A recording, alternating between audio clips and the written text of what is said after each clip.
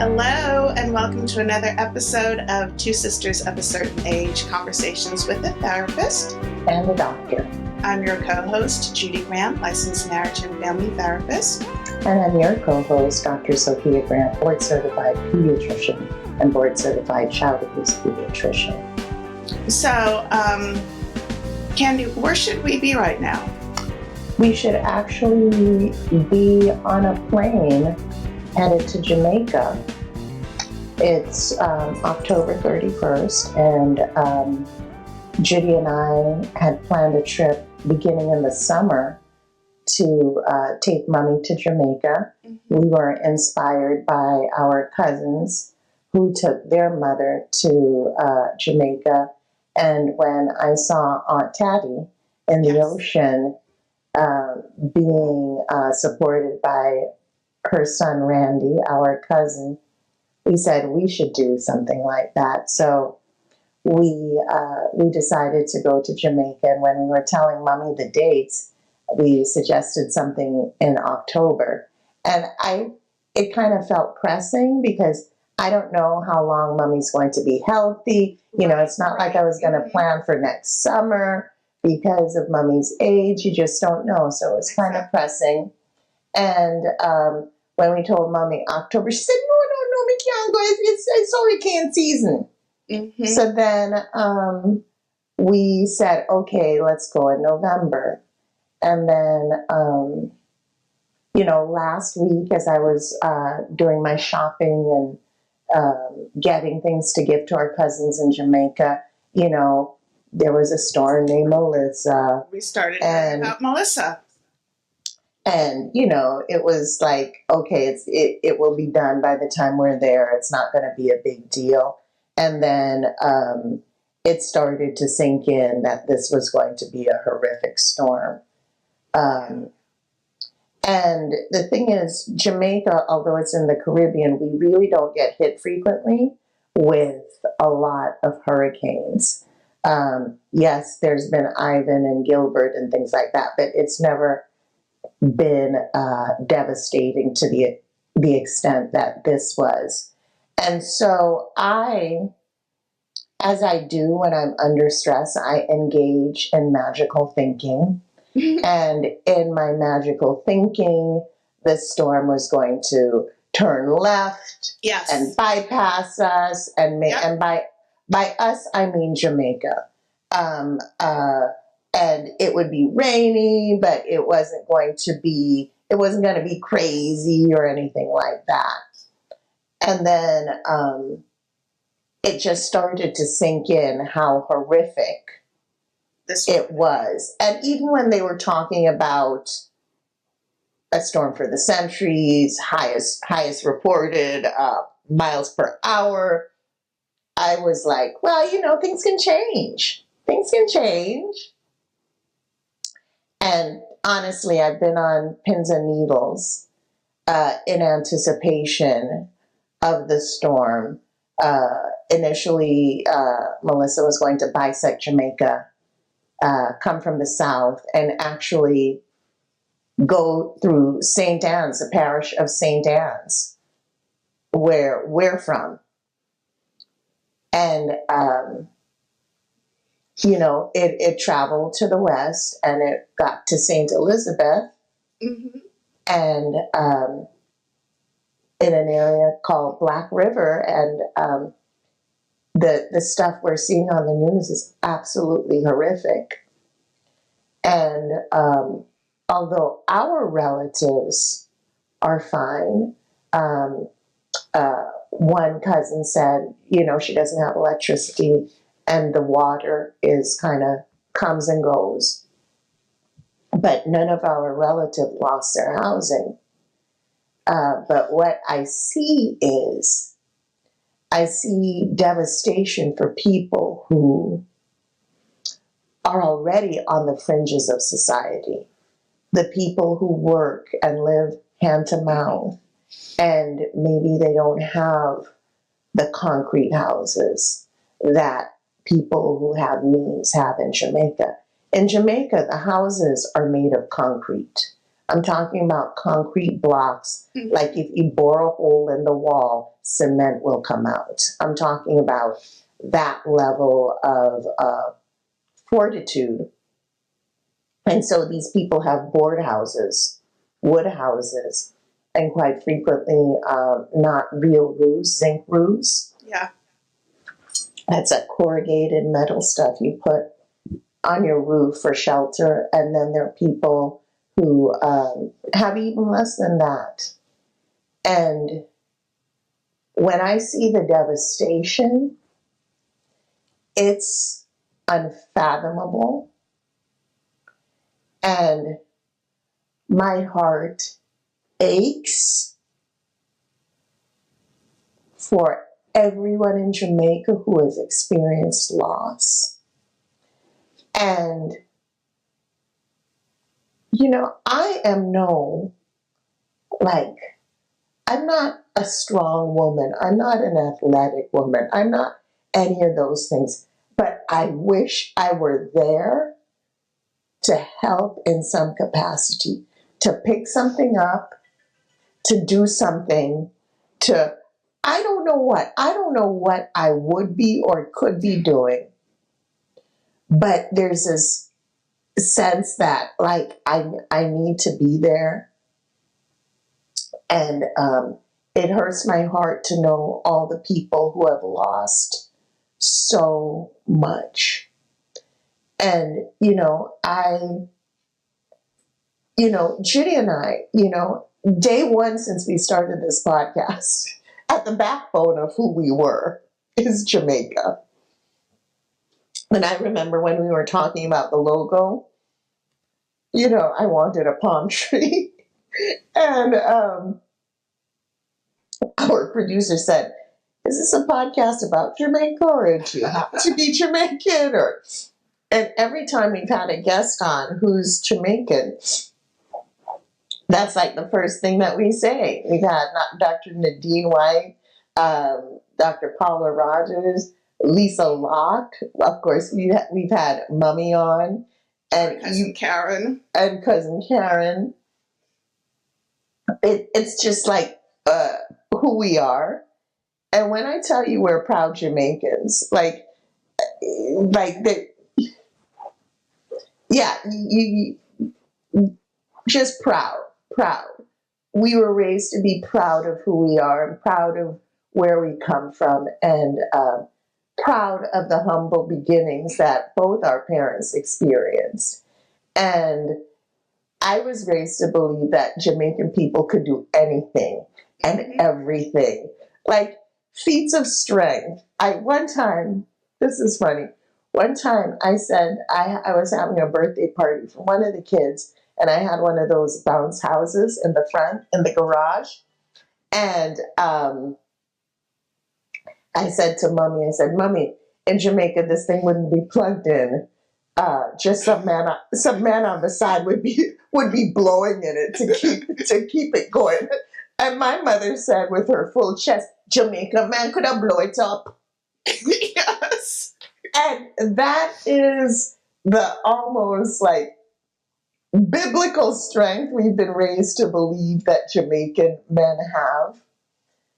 Incredible will, incredible resilience, incredible fortitude. And one thing, I'm not romanticizing the slave trade at all, but I am told that the people from Africa who were the most unruly, the ones who created the most trouble, were dropped off in the islands in Jamaica. We can't take these people to America. And so that fight that we have, it's in us. And as horrific as this is, I know we will come back. We will rebuild. And I saw this man talking about how, in the storm, he was nailing pieces of his roof to his house, screwing it in. And then when it came through, neighbors didn't have, and he was helping people. So it's that helping that is happening. We were supposed to have our aunt on our aunt works at one of the hotels on the North Coast in Jamaica, but the Wi-Fi is spotty. And to kind of hear a description of how bad it was. So, maybe we'll have her on at a later date. But I've been feeling absolutely helpless, and I have been of no use really at work because as people are talking to me, I'm like checking reports. And although there was no loss of life in our family, there is loss of material goods for people who didn't have much to begin with. And it absolutely breaks my heart. I don't know if we've talked about this before, but where our parents grew up, it's in the country. It's in the jungle, and there's always this sense that all it would take was a couple of months of people not driving down this road or not walking this path, and it would be taken up. And we have taken up by the jungle, and we have been up country where maybe there were strong rains, and then you look down and part of the road has washed down the gully. It's just gone. And I am wondering what my parents' childhood homes look like now, if they're even there.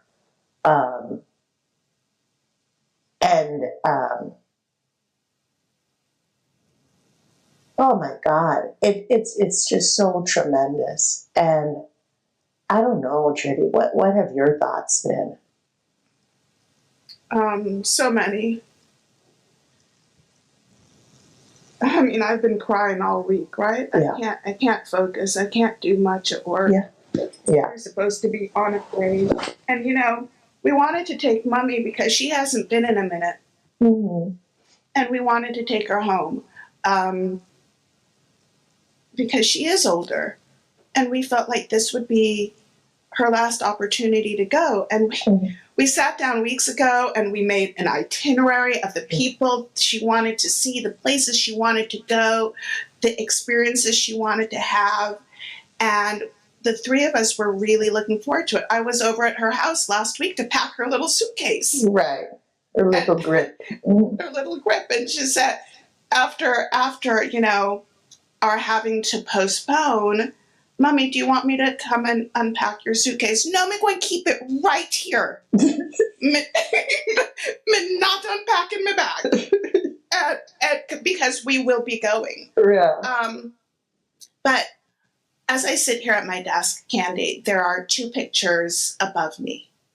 One is of a beach in Negril, Mm-hmm. which is part of the parish of Westmoreland, which was also hit tremendously. It's on the western side of the island, where Melissa first landed. And the other is a picture of Mummy's childhood home with the corrugated metal roof. Mm-hmm. But you can see that it is a concrete structure. And I'm looking at the cinder blocks on top of the roof to hold the roof in place. Yeah. And I keep these as a reminder of, our humble beginnings, Mm-hmm. for us to always remember where we're from, and to just be filled with pride. And I feel like I'm just one little person, but I'm so damn proud of this island. I know. I'm wearing my green. Right, right. Candy and I have our vacation hair and our vacation nails because we were planning on being there, and neither of us felt like we shouldn't do these things. No, in solidarity of, we're going to get the hair, we're going to get the nails, we're going to show that pride. I feel like I've been on edge. Yeah. I can't focus. Yeah. People are very kind and reaching out to me and asking me how I'm doing, and I start to cry. Yeah. People have asked, what can we do? Yeah. Which has been so sweet. I have a work colleague is like, I'll get on a plane with you. We can go and clean up. I'll do it. I'll do it right now. So people are really trying to find ways to help. And I think because they know me personally and they know how much I love my island, they're feeling it on a different level than if they didn't know somebody and they just heard about this on the news. Yeah. You know, been watching the news and seeing the lead up, like the anticipation, the anxiety of what is Melissa going to do, and now the aftermath. And it's just the devastation, the hospitals that have been lost, the schools that have been ripped apart, the churches. The churches. Jamaica has more churches per capita than any country in the world. We are an island. We are with a a lot community of God. Yeah. Yes. And it's just horrific what people are having to deal with.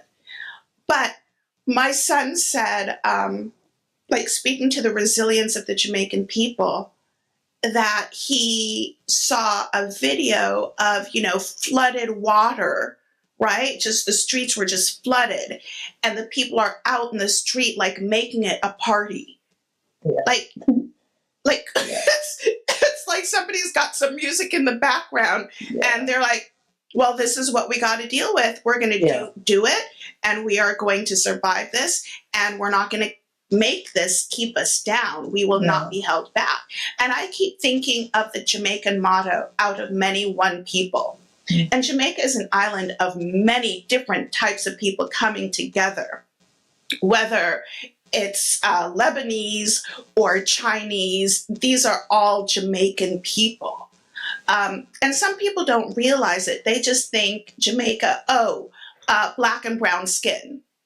But there's so much more to that island.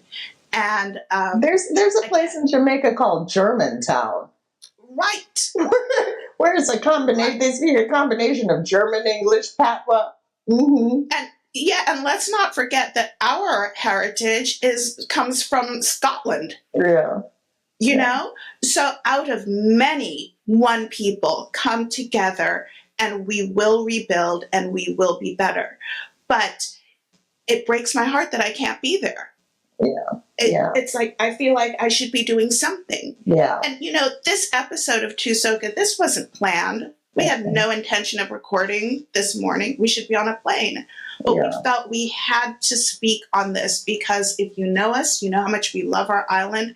And to dismiss this, to not mention it, would be a travesty. Yeah. And we can't do that. I just want to read from our Aunt Andrea some of the things via WhatsApp that she's been saying. Oh, and I just got a message from our other cousin, Jenny. So Andrea, we can hear the tree limbs tearing down outside, June plum and ackee flying off the tree, pear limbs crashing down, but we are safe inside and giving thanks. She then shared pictures and videos. And she says, yes, it's really amazing to see the sun come up. It's like it never happened. And if we didn't have the fallen trees for proof, you wouldn't know that this existed.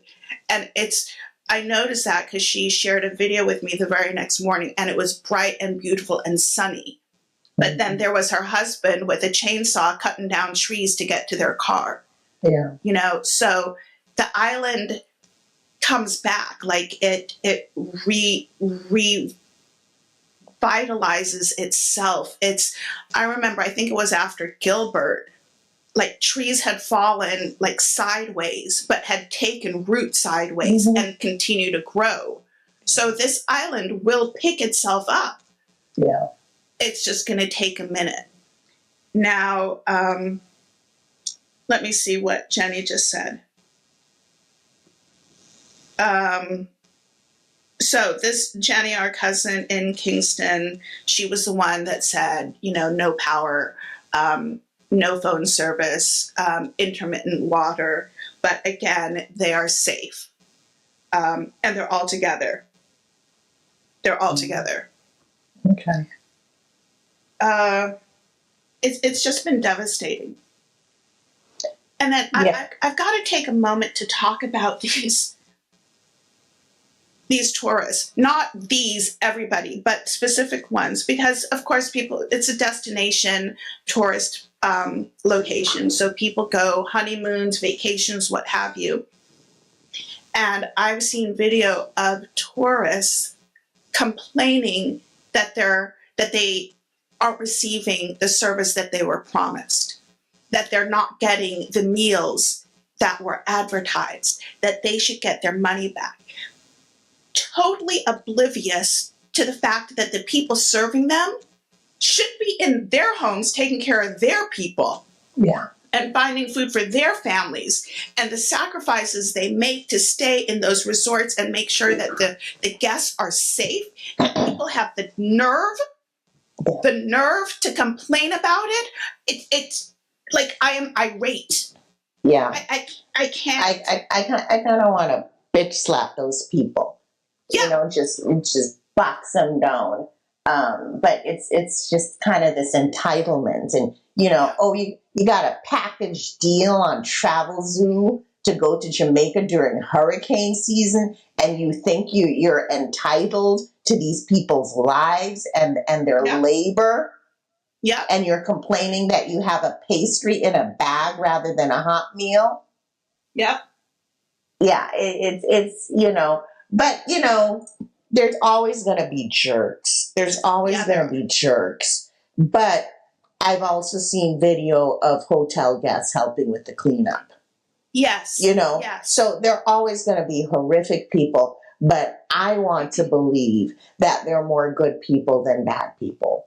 I know that and then those people are distractors. Let them stay in their own world. Get off the island. Never come back. We don't need your money. We do not need your money. We don't want you. Never come back.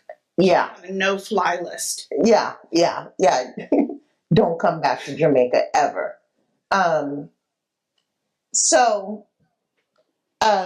People have reached out. I have to say I've really been touched by the number of people who have reached out. I went to Egypt in 2009, and a woman who I met on that tour group reached out to me. People from all different parts of my life have reached out. And they asked, what can they do? What can they do? And this isn't something where we can go down to Jamaica now and do anything. I know I can't. I do not have the constitution to rough it to that degree. And this is a situation where I can throw money at this. Okay? So I mean there are tons of charities. But please be careful to make sure that it is indeed a reputable charity on the island, preferably, okay? Right. And there are things you can look up with AI to see, is this a good charity or, okay. So here, this is the AFG.org. And AFG stands for American Friends of Jamaica. Right. And this was in existence before. And Jamaicans, we're all over the world. The diaspora is wide and far. And the AFG.org. And then, of course, foodforthepoor.org. Yes. And we are going to need food. Part of the area that was affected most severely is St. Elizabeth. And that area is considered the breadbasket of Jamaica. That's where all the farming and the yams and all. I mean, it's tropical, so there's going to be. But I'm talking about people who make their livelihood from chickens and goats and all of that. They have been severely impacted. And remember that people who farm, they're not rich people. They're kind of, living kind of on the edge. And if your chickens die, if the ground is disturbed, if what you planted is uprooted, if the soil is waterlogged, what's going to happen? What's going to happen with the food that you were using for your family that you are going to sell? Okay, so foodforthepoor.org, and then there's internationalmedicalcorps.org. So that's internationalmedicalcorps.org. And they are it's like Doctors Without Borders. And that's another good organization, because I know with all of this rain, sanitation is going to be an issue.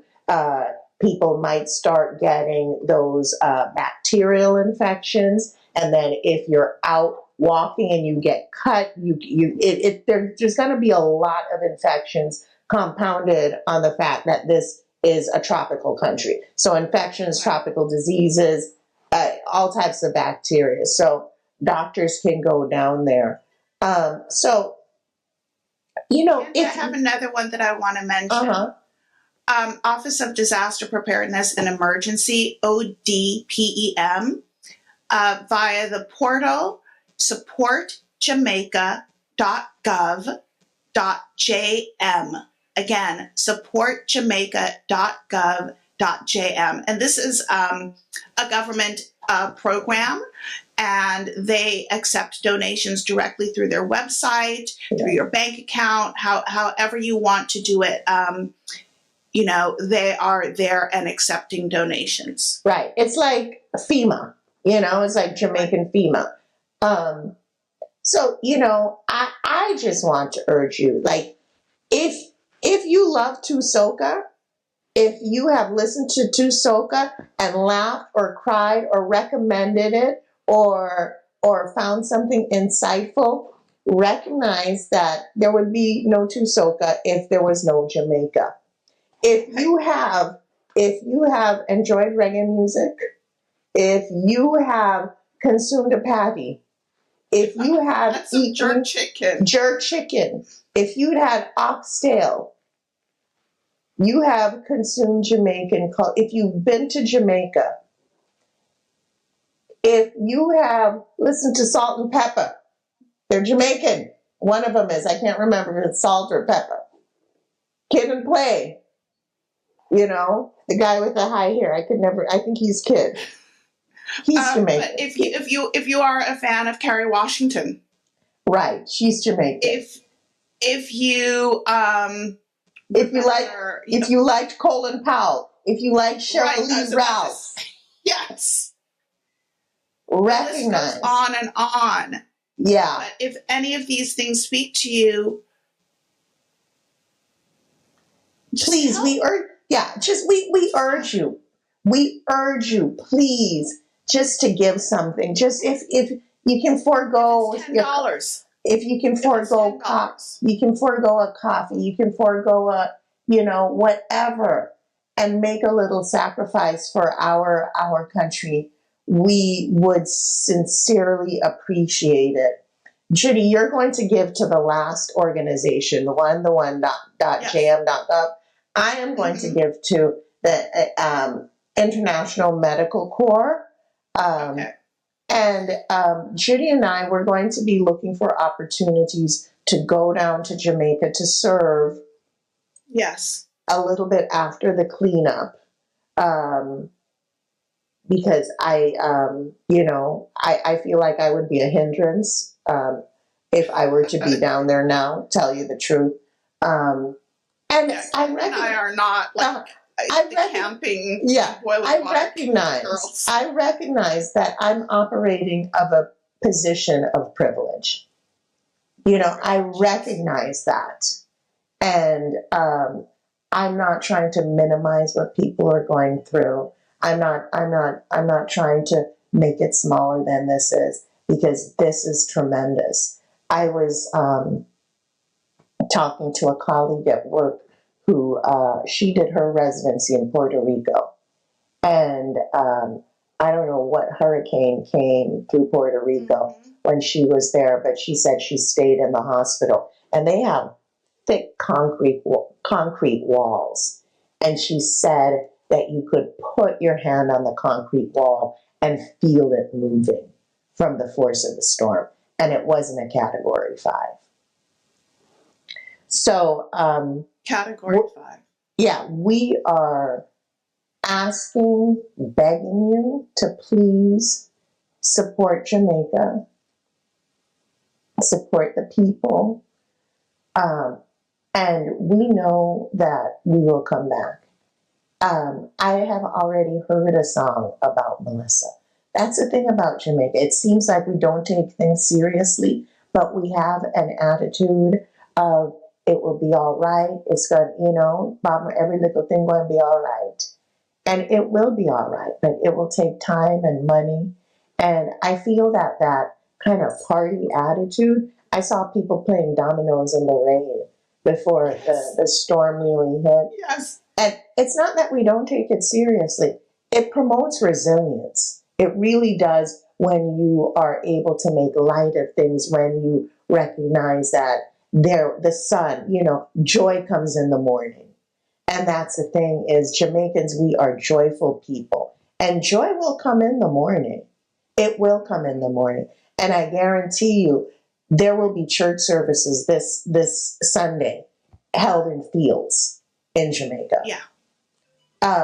Yeah. And we just ask that you give, find an organization and give. And, we'll keep you posted. We were planning on recording a podcast episode from Jamaica. Yes, we were. But we have to roll with it, and we're still going to try and take Mommy to Jamaica when it's safe. Yes, we will be taking her. Yeah, and Lord, I don't know what else to say. I am glad initially when I had to cancel the trip. I was like, yeah, I'll go to work. But I had to take today off because I've been like no use to people at the office because I'm so preoccupied. And a preoccupied physician is not a good physician. So for my mental health and maybe the mental health of my colleagues, I'm taking a few days off so I can process and strategize. Yeah. Do you have anything else? No, I just thank you for listening. Thank you for bearing witness to the horrors of Melissa. Thank you for your empathy and your understanding and your kindness and your generosity. It means a great deal to us, but not just to us, to that island of people, to Jamaicans worldwide. And the thing is, Candy and I, we recognize that this is a personal request, but believe me, we feel for all people when this devastation hits them. Yeah. If it's an earthquake, if it's a tsunami, if it's something else. If it's a genocide. Yeah. But this is a little bit different. Yeah. It is. I don't know. I don't have good words, and I'm just so tearful. Yeah. So just thank you. Yeah. Thank you. And we will see you on another episode of Two Sisters of a Certain Age. Candy, how can people reach us if they have stories that they would like to share? Yeah. They know of. Maybe they're also Jamaican and listening to us and feeling something. Yeah. People reach out to us. And we of course we have listeners in Jamaica. twosocapodcast@gmail.com, on Instagram, Two Sisters of a Certain Age, and on YouTube at Two Soca. So please please go back and on our, we can't link on Instagram, but I'll link on Facebook the organizations that we mentioned earlier, to give. And, let me tell you something. If you know a Jamaican person who has been lost something, give to them. It's just every little bit helps. And we just really ask for your help. Okay. All right. Thank you. Thank you for being here, and we'll see you on another episode real soon. Okay, bye. No Longer Network.